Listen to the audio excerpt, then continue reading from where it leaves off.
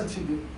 Il y a la parole qu'il assume lui à un moment donné et la parole qu'il n'assume pas mais la pensée qu'il fait exprimer par quelqu'un d'autre. Et ce quelqu'un d'autre, son porte-voix, c'est Abdelaziz Belkhadem depuis le début. C'est depuis le début, c'est lui qui l'a ramené. Où est-ce qu'il était, Abdelaziz Belkhadem? Il avait disparu de la circulation. Il a quitté le parti du FNL pendant 10 ans. Il n'a pas pris sa carte depuis 10 ans. Mais c'est quoi ce poids, Yannis, son poids? Tu exagères dans l'évaluation de ce personnage. Je n'exagère pas. Entre nous, c'est quoi le poids de Belkhadem maintenant? Le poids de Belkhadem à l'époque, à la fin des années 90, tel qu'il apparaissait, c'était l'islamisme qui était prêt à composer avec le pouvoir en place. Il était soft, moins engagé, moins radical que Nahna, moins radical que Abdallah Jaballah, mais aussi islamiste, et il était donné à tort ou à raison à l'époque comme étant un pro-iranien. On avait dit à un moment donné qu'il y avait un ministre qui fréquentait, ou un ancien responsable qui fréquentait l'ambassade. Tu sais c'est à quoi je pense. Et là je m'adresse également à nos amis, corrigez-moi s'il vous plaît. Tu sais quel est le plus grand tort des intellectuels? Oui. C'est qu'ils donnent de l'importance à beaucoup de monde, à beaucoup de choses. Ils leur donnent une signification qui n'a rien à voir avec la réalité. C'est-à-dire maintenant, c'est comme si tu me parles de l'ancien Belhouchet et si tu dis par exemple c'est quelqu'un de la gauche. Quel Belhouchet? Ben, un exemple. C'est comme si tu prends quelqu'un de je ne sais quel X comportement et tu dis que c'est quelqu'un de trotskiste. C'est quelqu'un de maoïste. Mais est-ce que ce que je te dis, c'est manifesté dans la réalité, oui ou non? Non, je ne suis pas en train de construire. Je suis en train de rapporter des choses qui se sont réalisées et dont les Algériens, et toi tu étais au premier rang, puisque tu étais un militant politique actif à l'époque, se souviennent et ont vécu, entendu. Ce n'est pas une construction. C'est une manière de lire les choses. Oui. C'est une manière de lire les choses. Dans cette manière de lire des choses, ça se construit sur une pertinence. Quelle est la pertinence fondamentale? La pertinence fondamentale, elle est liée au point suivant. 1. Abdelaziz Bouteflika a été amené par les éradicateurs. Mais il n'est pas éradicateur. Parce que ses maîtres, les Saoudiens, les Émirats et probablement derrière eux d'autres puissances, font de lui une alternative à toute l'Algérie ancienne, celle qui a été boumedieniste, celle qui a été chadliste dans un certain temps, et celle qui a été l'Algérie des années 90. On veut, quelque part, y mettre un terme. Quelque part. C'est ça l'objectif. Or, ramené par les éradicateurs, son projet n'est pas de continuer la politique des éradicateurs. Son projet n'est pas de continuer la logique et la stratégie des éradicateurs. Bien au contraire. Il va tout faire pour déconstruire la logique éradicatrice. Et quel est l'intérêt de ces mêmes éradicateurs qui continuent? C'est ce que tu appelles toi les éradicateurs. Quel est leur... comme ça qu'ils ont été... D'accord, oui, depuis 90. C'est comme ça qu'ils ont été... D'accord. Quel est leur intérêt? Et qui sont toujours là. Oui. En grande partie, à part ceux qui sont morts, mais en grande partie ceux qui étaient aux commandes en 1992, qu'ils soient en exercice toujours actif ou qu'ils soient en dehors de l'institution militaire ou sécuritaire, ils sont toujours là, ils sont toujours influents, ils sont toujours dans la décision. Ils sont toujours pas, mais ils ne sont plus éradicateurs.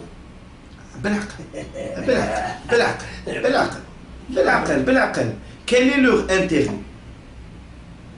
à ramener quelqu'un comme lui pour dès le départ les contredire dans leur stratégie? Et éventuellement, il y a un risque à ces lardins. On a parlé, tu te souviens, de 99, 2000, etc.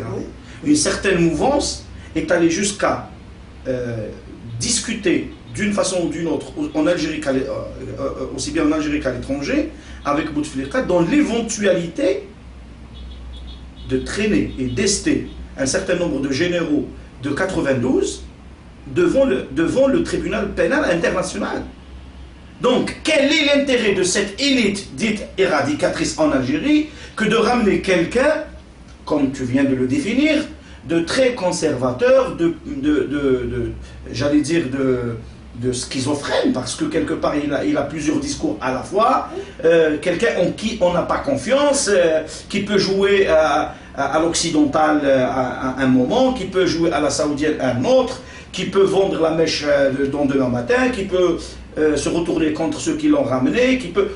quel est l'intérêt de ces gens-là et d'ailleurs, qui l'ont maintenu jusqu'à maintenant. Oui, mais toi tu raisonnes toujours dans la même logique. Tu as une façon de... Ouais, tu m'intéresses beaucoup. Tu raisonnes dans la même logique, c'est-à-dire que tu as une logique un peu de bloc.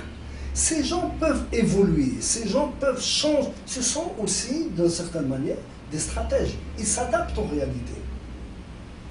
On ne va pas revenir sur pourquoi et comment Abdelaziz Bouteflika a été ramené.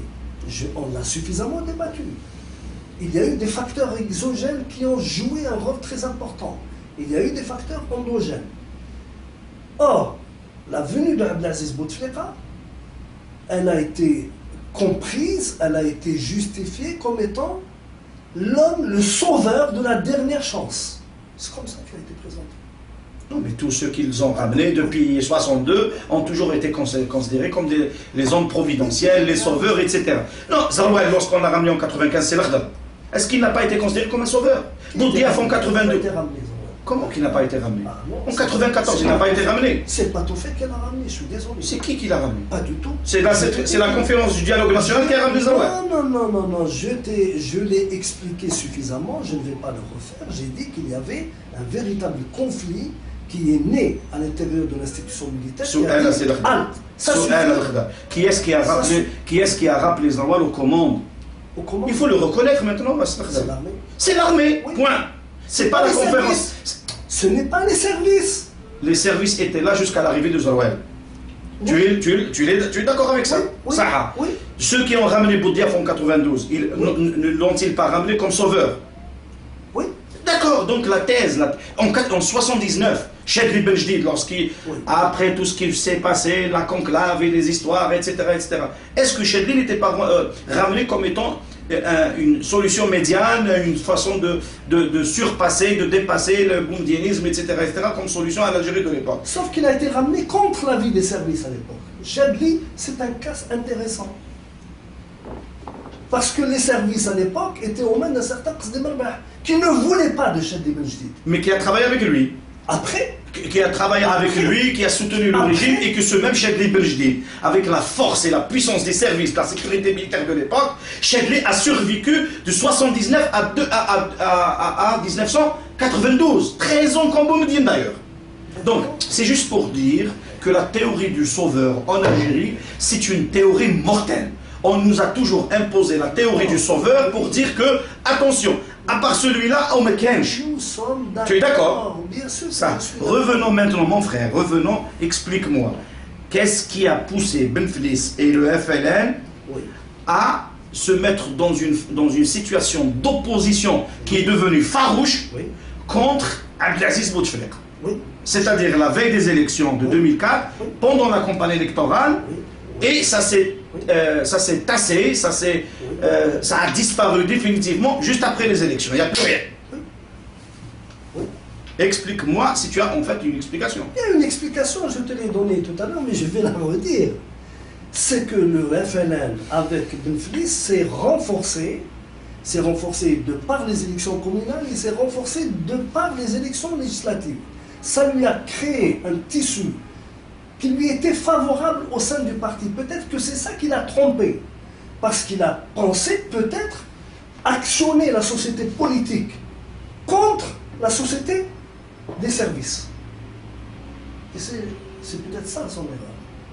Parce qu'il n'a pas tenu compte du fait qu'à l'intérieur du FLN, beaucoup d'éléments étaient actionnés par les services. Je peux me permettre une question? Bien sûr.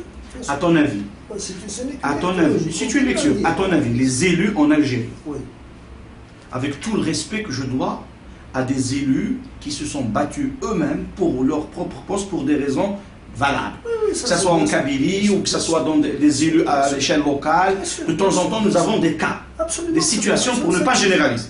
Mais majoritairement, les élus, qu'ils soient du FLN ou du RND, pour ne citer que ces deux partis politiques, ce sont des élus de ces partis-là ou ce sont les élus présentés par ces partis-là, mais en réalité, ce sont les élus du DRS. Là aussi, je reviens sur le même truc. À quel moment on parle exactement? À quel moment?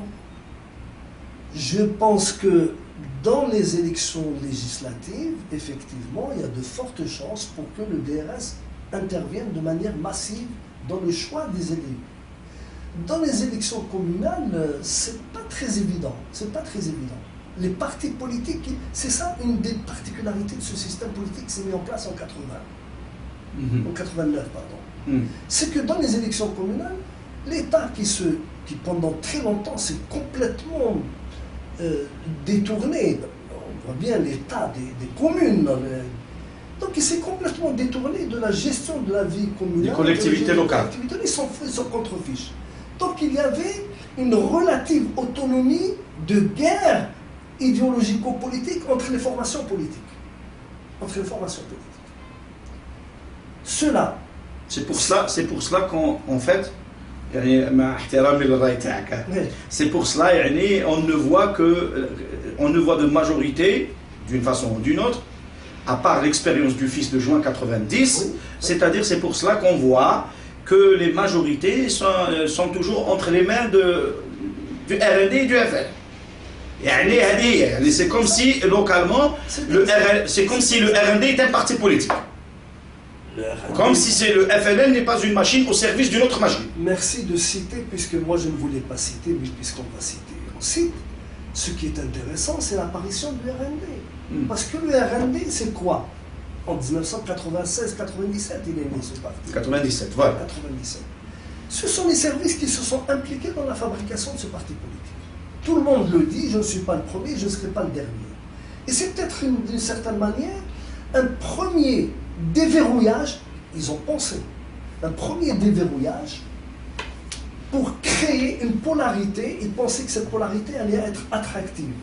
Qu'est-ce qui intéressait les services et qu'est-ce qui intéressait la présidence? C'était d'attirer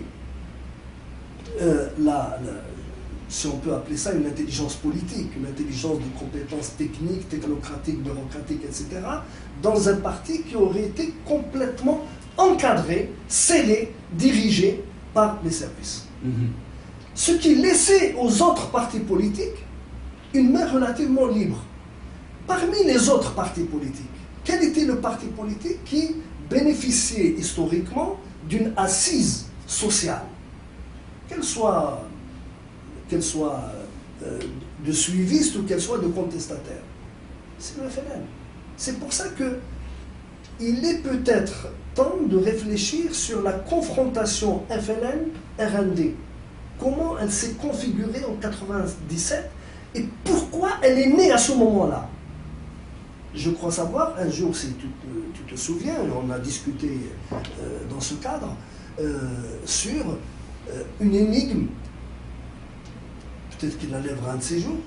Pourquoi Zaroual, qui avait été dit président du RND, n'a jamais reconnu d'abord qu'il était président du RND. Il n'a jamais adoubé le RND, il n'a jamais dit que le RND c'était son parti politique. Jusqu'à ce jour. Zaroual et FLN, restaient FLN. C'est un FLN. Je ne sais pas s'il a sa carte maintenant, je n'en sais rien, mais Zaroual n'a jamais marché dans la stratégie d'érection de ce parti politique tout à fait né comme ça, dans des conjonctures sur lesquelles nous avions discuté, nous n'avons pas tout dit. Il y a des choses opaques encore. D'accord. Ne penses-tu, pour revenir au... Moi, je voulais simplement, à travers ce que nous essayons de dire maintenant, de montrer que les choses ne sont pas simples. Elles sont complexes et opaques. Et qu'il faut peut-être affiner les analyses, essayer de les saisir dans des périodisations plus concrètes liées véritablement au degré d'aggravation des crises ou au degré de résolution des crises. Mon idée, c'est celle que j'ai élaborée dès les débuts des entretiens que nous menons, à savoir que la ligne directrice qui fonde mon analyse, c'est la crise. Comment la crise apparaît dans la société, comment elle se développe et comment elle est résolue. Et donc je reste dans cette logique-là. Je ne dis pas que j'ai raison Pas du tout. C'est ma manière de comprendre et d'expliquer les choses. C'est pour ça que je refuse de considérer un parti politique comme quelque chose de monolithique. Et on l'a vu, aucun parti n'est monolithique, y compris le RND. Le RND a connu des dissensions. Il n'a pas connu de coup d'État scientifique. Mais il y a eu des dissensions très graves. Il y a eu des gens dans le RND qui, à un moment donné, ont été tentés par, au moment des élections de 2004, justement, il y a eu un basculement. 2002. De 2002. 2004, au moment de l'élection présidentielle. Ah, d'accord. Présidentielle. Il y a eu, je sais, qu'il y a eu une tentative d'un certain nombre de gens du RND de glisser petit à petit vers le FNM. Je prendrai... C'est-à-dire revenir à la... Non, c'était des alliances tactiques.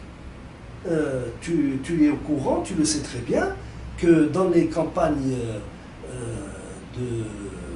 d'agitation électorale menées par Ali Bouflis pendant les élections de 2004, il y avait un certain Belmèche, qui est le fondateur du RND. Non. Il était le premier secrétaire général, contre qui il y a eu un coup d'État en fait, conduit par un certain Ouyahia, qui est lui-même le prestataire de services des services. Voilà. Comme ça, il faut appeler un chat. Absolument. Et la même chose pour les autres aussi. Absolument, C'est juste pour te dire, absolument. n'y a-t-il pas, Oui. Au sein des services, Oui. ou bien au sein d'une certaine élite à l'intérieur de l'armée traditionnelle, Oui. qui jusqu'à l'époque était incarnée par un certain Mohamed Ammari, etc. C'est vrai. N'y a-t-il pas un jeu trouble Oui. qui donnait l'impression qu'il y avait une vie politique dans le pays, qu'il y avait des luttes, qu'il y avait de la compétitivité, qu'il y avait une certaine vie, mais qui en réalité, la conclusion que tu as dite tout à l'heure, elle est de taille, qui a paralysé le pays, Oui, absolument. paralysé le gouvernement. Oui, absolument. La présidence était complètement out, coupée de la réalité de l'Algérie. Absolument. C'est quoi cette dynamique que le pouvoir militaire et les pouvoirs des services veulent installer à travers la ruse, la manipulation et mettre X contre Y qui paralyse tout un pays? Explique-moi ce paradoxe.